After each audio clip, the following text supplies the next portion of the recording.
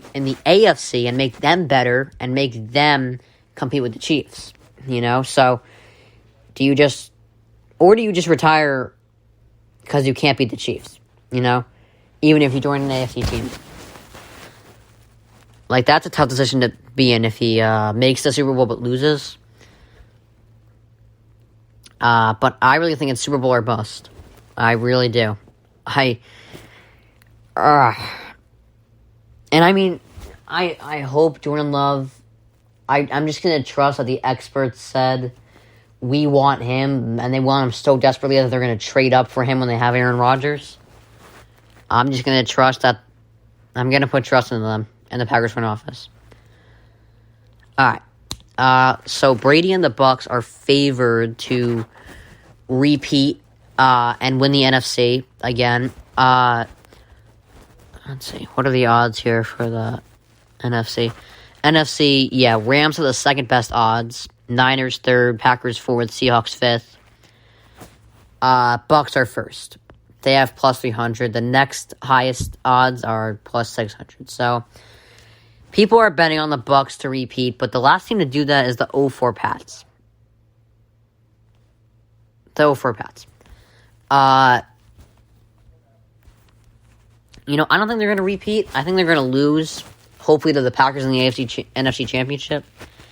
But it looks like, every year it starts off with the Super Bowl, the previous Super Bowl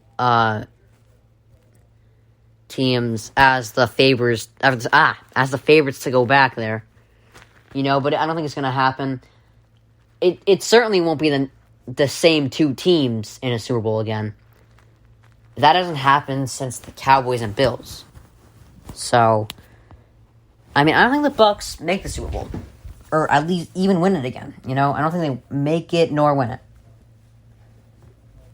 I sure as hell hope so. Because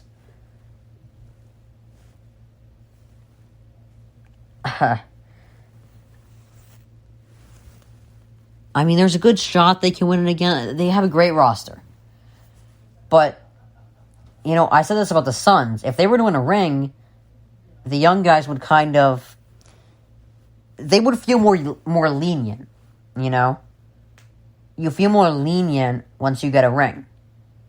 Now, Brady's obviously, I'm sure he's going to keep the young guys in check and say, hey, you're going to want to win more of these, especially when your career's over.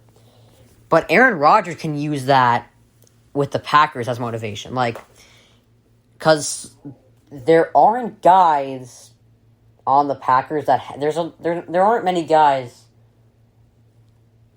on the Packers that have a ring. But what he can say to them is, once you rent... to the people that have won a ring, he can use himself as an example, I won one ring and I wish I had more. He can use that as motivation this season, but, I think other teams, especially the Chiefs and Packers. The Packers, they got one last shot with Rodgers. The Chiefs, they want revenge for last year, after that embarrassing performance. The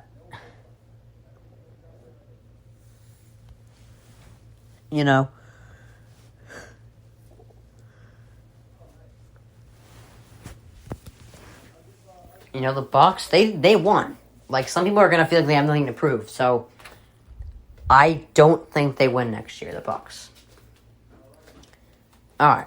So, now I'm going to predict who will win the rest of the three remaining quarterback battles. So, you got... actually, I'm going to save this one for last, because I'm very passionate about it. You got Newton versus Mac Jones. I think everyone knows Cam Newton's going to be the starter week 1. But we also know he's not the future. But it's obvious Newton's going to start week 1 this year. And Mac Jones is just going to ride the bench for a bit. But it looks like Mac Jones is going to be ready when it's his time. All right.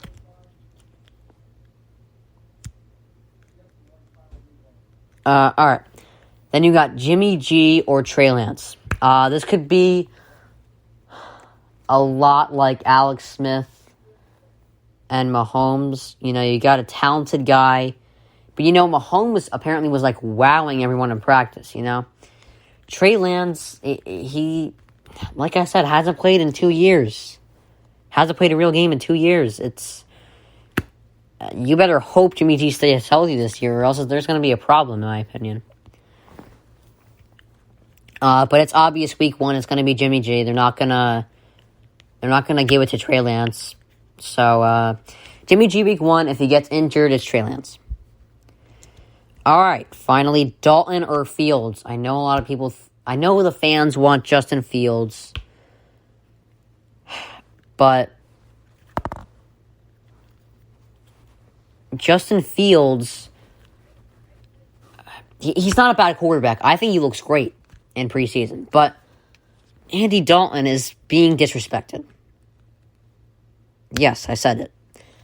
I'm not going to go through the stats again, but he, last year, was undervalued. He's definitely one of the best backup quarterbacks in the league.